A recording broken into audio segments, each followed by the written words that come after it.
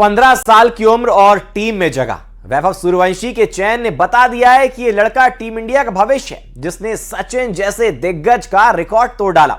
अब सबकी नजर इस युवा खिलाड़ी पर है कि क्या वो अपने प्रदर्शन से मैदान पर बड़ा विस्फोट करेगा। उम्र भले 15 साल हो, लेकिन इरादे बेहद बड़े हैं। अब देखना होगा कि वैभव का बल्ला टीम के लिए कितना बड़ा धमाका करता है। देखिए।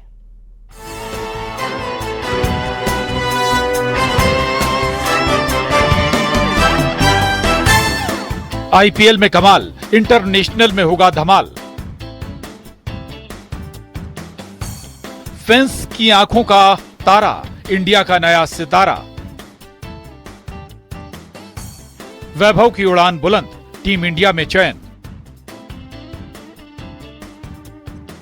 रनों के राजकुमार की टीम इंडिया में एंट्री।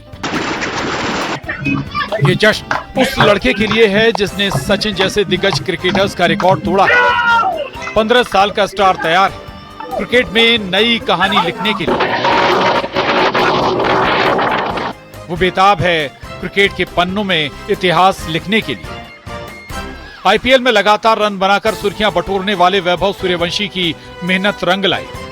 चयनकर्ताओं ने आयरलैंड और इंग्लैंड दौरे के लिए टी20 टीम में मौका दिया है। वैभव ने हाल के मुकाबलों में शानदार बल्लेबाजी करते हुए अपनी प्रतिभा का लोहा मनवाया था।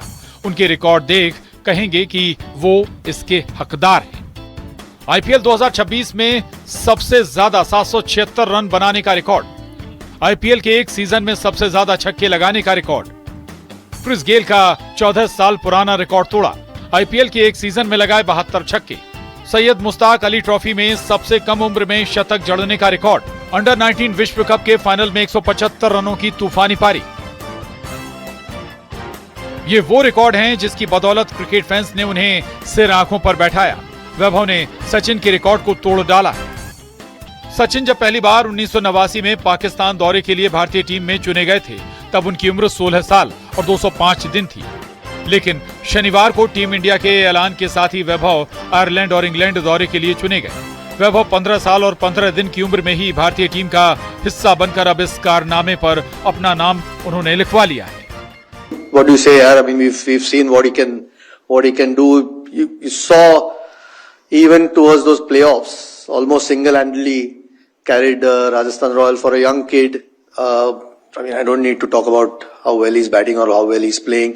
And it's not just this season. He's obviously had a great start last season, and to back it up for a young kid in a competition that's as competitive and as high pressure environment. सिर्फ टी20 team ही नहीं, Asian games के लिए चुनी गई भारतीय team में भी वैभव सूर्यवंशी को शामिल किया गया है। युवा खिलाड़ी के लिए ये दोहरी खुशी का मौका है। लगातार शानदार प्रदर्शन के दम पर वैभव अब अंतर्राष्ट्रीय मंच पर अपनी प्रतिभा दिखाने के लिए तैयार है। टी20 टीम इंडिया में शामिल होने के बाद वैभव के घर पर जश्न का माहौल है। वैभव के चाचा राजीव सूर्यवंशी और उनके गांव के लोगों ने बधाई दी। वैभव के पिता संजीव सूर्यवंशी ने कहा कि बेटे के चयन से पूरा परिवार खुश है। देश के लिए खेलने का वैभव को मौका मिला। बेटे का हर रन देश के नाम आए, बेटे को मेहनत का फल मिला। जी आज बहुत खुश है, पूरा परिवार खुश है, पूरा इलाका खुश है। बच्चा जिस चीज के लिए मेहनत किया, आज उस मेहनत का फल मिला है। देश के लिए खेलने का उसको सौभाग्य मिला है। बस ईश्वर से यही प्रार्थना करते हैं वो देश के लिए खूब अच्छा खेले, खूब मैच जीताए और उसका जितना रन हो देश के काम आए। रनों का अंबार लगाने वाले वैभव सूर्यवंशी के लिए ये सिर्फ शुरुआत है। अब सबकी निगाहें इस युवा बल्लेबाज पर होंगी कि घरेलू क्रिकेट की सफलता को वो इंटरनेशनल क्रिकेट में किस तरह आगे बढ़ाते हैं। रनों का बादशाह टीम इंडिया की जर्सी में नजर आएगा। वैभव सूर्यवंशी को मिला ये मौका उनके करियर का सबसे बड़ा पड़ाव है। अब इंतजार है मैदान पर उनके बल्ले के नए धमाके का। Bureau report, news 18।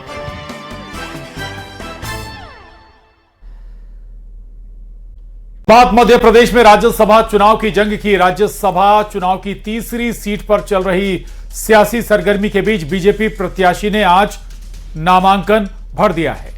और सबसे पहले बीजेपी दफ्तर में वरिष्ठ नेताओं को नमन करने के बाद प्रत्याशी रजनीश अग्रवाल और तरुण चुग ने विधानसभा में नामांकन भरा और इस दौरान सीएम डॉक्टर मोहन यादव, प्रदेश अध्यक्ष हेमंत खंडेलवाल और कई कैबिनेट मंत्री और विधायक मौजूद रहे।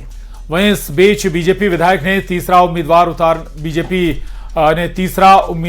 उतारने की भी बात कही है, जिससे राज्यसभा चुनाव की जंग नई मोड़ लेती नजर आ रही है। तो वहीं क्रॉस वोटिंग की आशंका के बीच कांग्रेस ने तैयारी शुरू कर दी और आज कांग्रेस विधायक दल की बैठक होगी, जिसमें राज्यसभा चुनाव की रणनीति पर भी चर्चा होगी। हालांकि कांग्रेस का दावा है कि पार्टी पूरी तरह से एकजुट है।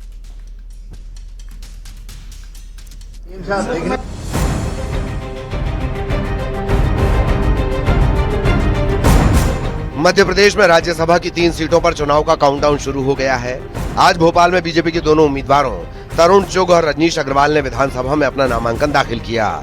इस मौके पर सीएम डॉक्टर मोहन यादव, प्रदेश बीजेपी अध्यक्ष हेमंत खंडेलवाल, कई मंत्री और विधायकों समेत पार्टी के तमाम दिग्गज नेता मौजूद रहे। नामांकन के बाद तरुण चुग और रजनीश अग्रवाल ने पार्टी नेतृत्व का आभार जताया, तो सीएम डॉक्टर मोहन यादव ने उम्मीदवारों को शुभकामनाएं दी। भारत का दिल है, आप देखेंगे नक्शे में दिल वाली जगह पे है। मध्य प्रदेश धड़कता है तो भारत धड़कता है। विकसित भारत के संकल्प का रास्ता मध्य प्रदेश से होके जाता है। देखिए, भारतीय जनता पार्टी का नेतृत्व देवतुल्य नेतृत्व है और पूरी व्यवस्था, पूरे नेतृत्व, पूरी पद्धति, पूरी प्रक्रिया इस भारतीय जनता पार्टी की अद्भुत है और इस प्रक्रिया ने जो निर्णय लिया है उसके प्रति मैं आभार प्रकट करता हूं। हमने साउल्लास सबने मिलकर के नॉमिनेशन फॉर्म जमा किया है और हम पूरा भरोसा बाबा महाकाल के साथ करते हैं कि फिर हम एक बार निर्वाचन सर्टिफिकेट के लेने के साथ गरीब, युवा, महिला, किसान सब वर्गों की सेवा के लिए माननीय प्रधानमंत्री जी के नेतृत्व में उच्च सदन में हमारे प्रतिनिधि भेजेंगे। विधायकों की संख्या के हिसाब से बीजेपी की 2 सीटों पर जीत पक्की है। 2 उम्मीदवारों के लिए 116 विधायकों के वोट के बाद भी बीजेपी के पास 48 वोट अतिरिक्त बचेंगे। लिहाजा बीजेपी की नजर तीसरी सीट पर भी है और पार्टी ने इसकी तैयारी भी शुरू कर दी है।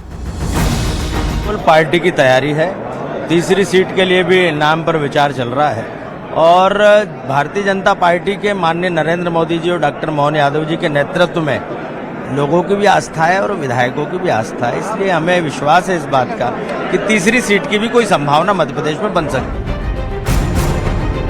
इससे पहले कल कैबिनेट मंत्री कैलाश विजयवर्गीय ने भी तीसरे उम्मीदवार उतारे जाने के संकेत दे दिए थे। कैलाश विजयवर्गीय ने तो यहां तक कह दिया कि अगर पार्टी कहेगी तो वो तीसरा उम्मीदवार भी जिताकर दिखाएंगे। तो पार्टी ने बहुत अच्छे दोनों टिकट दिए हैं।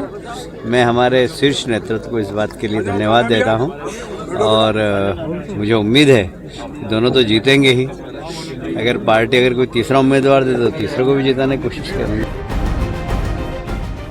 कांग्रेस एक सीट जीतने की स्थिति में है, लेकिन ये जीत आसान नहीं होने वाली, क्योंकि एक तरफ बागी और असंतुष्ट विधायकों ने कांग्रेस को परेशानी में डाल रखा है, दूसरी तरफ बीजेपी ने तीसरे उम्मीदवार की एंट्री की बात कर कांग्रेस की टेंशन और बढ़ा दी है। इस बीच कांग्रेस के माथे पर चिंता की लकीरें उनके अपने नेता नरेश ज्ञानचंदानी ने ये कहकर खींच दी कि मीनाक्षी नटराजन को प्रत्याशी बनाकर पार्टी ने बड़ी चूक की और अब कांग्रेस में क्रॉस वोटिंग का खतरा है। लिहाजा कांग्रेस भी मौके की नजाकत को समझ रही है और वोटों के बिखराव को रोकने के लिए कमर कस चुकी है।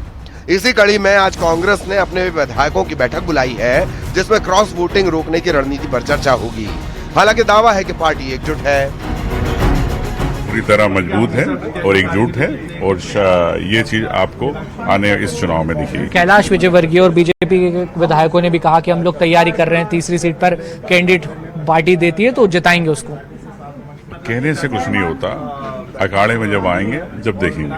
इस वक्त तो हमारे सब एमएलएज एकजुट हैं और हमें विश्वास है कि लोकतंत्र प्रिवेल करेगा और फिर हम सब जब एकजुट हैं तो हम सब तरह की परिस्थितियों का सामना करने के लिए संकल्प हैं। राज्यसभा के रण में समीकरण तेजी से बदल रहे हैं और अब लड़ाई तीसरी सीट पर आ चुकी है।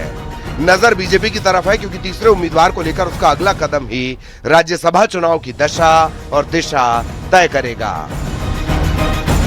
Bureau report, news 18।